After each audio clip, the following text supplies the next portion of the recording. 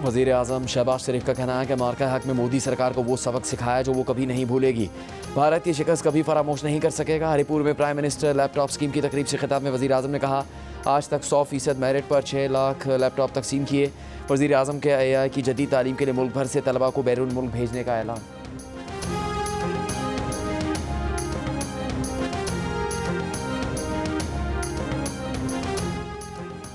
हुकूमत और goods transporters के दरमियान मुज़ाकरात कामयाब।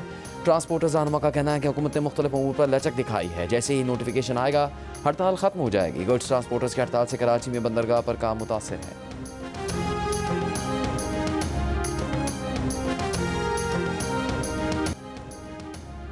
सिडनी हमले के ज़ख्मी मुलजिम पर दहशतगर्दी और कत्ल समेत 59 इल्ज़ामात पर फ़र्द जुर्म आयद। हमलावर को पकड़ने की एक और वीडियो सामने आ गई। 69 साल के बोरिस गुरमन और उसकी बीवी सोफिया गुरमन ने हमलावर को गिराया और बंदूक छीनी, लेकिन हमलावर ने दूसरी बंदूक निकालकर दोनों को गोली मार दी। 14 दिसंबर को सिडनी के बॉन्डाई बीच पर बाप बेटे की फायरिंग से 15 अफराद हलाक और 40 से ज़्यादा ज़ख्मी हुए थे। वाक़े में दहशतगर्द नवीद अकरम पुलिस से फायरिंग के तबादले में ज़ख्मी और बाप साजिद अकरम हलाक हो गया।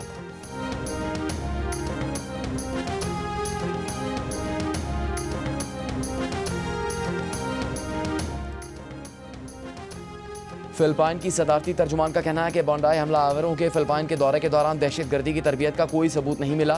फिलिपाइन को दाइश के तरबियती मरकज़ के तौर पर पेश करने की रिपोर्ट्स मुस्तरद करते हैं। बॉन्डाई के हमलावरों के फिलिपाइन में दहशतगर्दी की तरबियत हासिल करने की कोई मुसद्दिका रिपोर्ट नहीं है।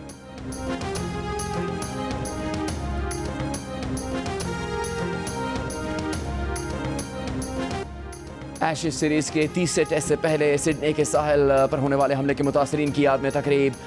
सिक्योरिटी के सख्त इंतजामात, मैच से पहले खामोशी इख्तियार की गई। खिलाड़ियों के बाजुओं पर स्याह पट्टियाँ बांधकर शिरकत। ऑस्ट्रेलिया के मारूफ गुलकार जॉन विलियमसन ने गीत सुनाकर हाजरीन के हौसले बढ़ाए और मुतासरीन को याद किया। एडिलेड स्टेडियम में परचम सरनगू। सऊदी अरब से इस साल 24,000 पाकिस्तानियों को भीख मांगने पर मुल्क से निकाल दिया गया। मुत्तहदा अरब अमीरात ने 6,000 पाकिस्तानी को भीख मांगने पर डिपोर्ट किया। अजरबैजान से भीख मांगने पर 2,500 पाकिस्तानी को निकाला गया। कौमी असम्बली की कायमा कमेटी में FI की ब्रीफिंग। DGFI ने बताया कि इस साल 24,000 अफराद कम्बोडिया गए, 12,000 वापस नहीं आए। बर्मा में सयाहती वीज़े पर 4,000 अफराद गए, 2,500 वापस नहीं आए। गुज़श्ता बरसों में गैर कानूनी बैरून मुल्क जाने वाले अफराद में पाकिस्तान टॉप 5 मुल्कों में था। हमारी पॉलिसियों से पाकिस्तान इन टॉप 5 मुल्कों से निकल गया है।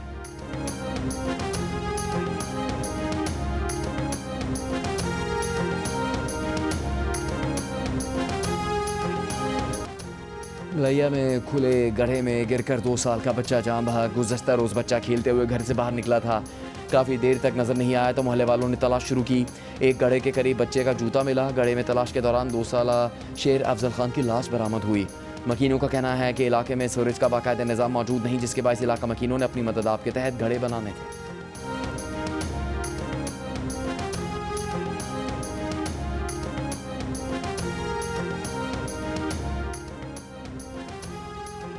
लैया में खुले गड्ढे में गिरकर 2 साला बच्ची की अलमनाक मौत पर वज़ीर आला मरीम नवाज़ का AC लैया के फौरी तबादले का हुक्म।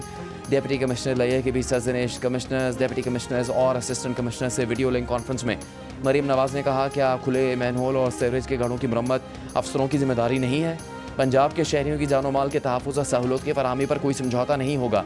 किसी सियासी दबाव की परवाह नहीं करनी। गुड गवर्नेंस और शफाफियत हमारा नस्बुल ऐन है।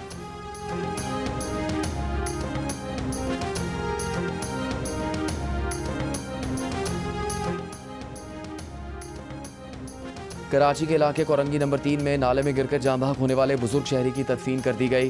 अहले इलाका का कहना है कि इलाके में नालों पर कोई हिफाजती दीवार नहीं। शिकायत के बावजूद नाले की हिफाजती दीवार का काम नहीं हुआ। CCTV में देखा जा सकता है कि अंधेरी सड़क पर साइकिल पर सामान लादे शहरी पैदल जा रहे थे कि अचानक सड़क किनारे नाले में जा गिरे। नाले के गिर्द कोई हिफाजती दीवार नहीं थी। वाक़े के वक्त 2 मोटरसाइकिल सवार भी करीब से गुजरे, लेकिन ना किसी ने देखा ना कोई मदद को आया। वाक़या गुज़श्ता रोज़ पेश आया।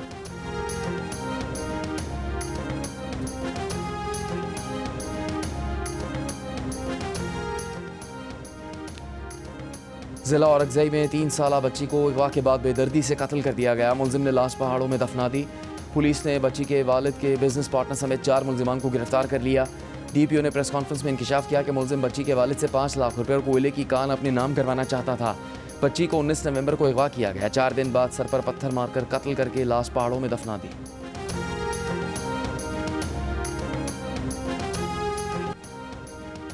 भारतीय रियासत बिहार के वजीर आला नीतीश कुमार की हरासानी का शिकार खातून डॉक्टर जहनी दबाव, डर और खौफ में मुब्तला। खातून डॉक्टर के भाई का कहना है कि बहन ने सरकारी मुलाजमत ज्वाइन ना करने का फैसला कर लिया है। वो इस वक्त जहनी दबाव का शिकार हैं।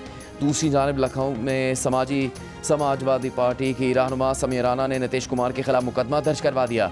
समीर राना का कहना है कि सरकारी अहदेदार की ऐसी हरकत करने का मतलब यह है कि वो दीगर अफराद का हौसला बढ़ा रहे हैं।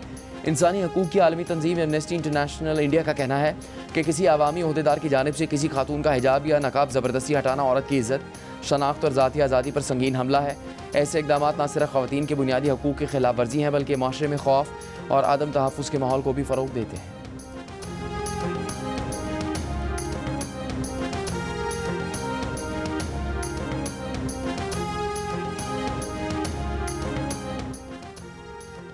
BPL में शामिल पाकिस्तानी खिलाड़ी पूरा सीज़न खेलेंगे। क्रिकेट ऑस्ट्रेलिया के CEO टॉड ग्रीनबर्ग की बातचीत। कहा, हमें बताया गया है कि BPL में जिन खिलाड़ियों के मुआहदे हुए हैं वो पूरा सीज़न खेलेंगे। दौरा श्रीलंका की वजह से पाकिस्तान टीम के खिलाड़ियों का BPL का पूरा सीज़न ना खेलने का खदशा था। ज़राए PCB के मुताबिक जिस खिलाड़ी की जब भी कौमी ड्यूटी के लिए ज़रूरत होगी तलब किया जा सकता है। BPL के दौरान तमाम खिलाड़ियों को वापस तलब नहीं किया जाएगा। 1 से 2 खिलाड़ियों को बुलाया जा सकता है। शादाब खान तलब किए जाने वाले खिलाड़ियों में शामिल हो सकते हैं।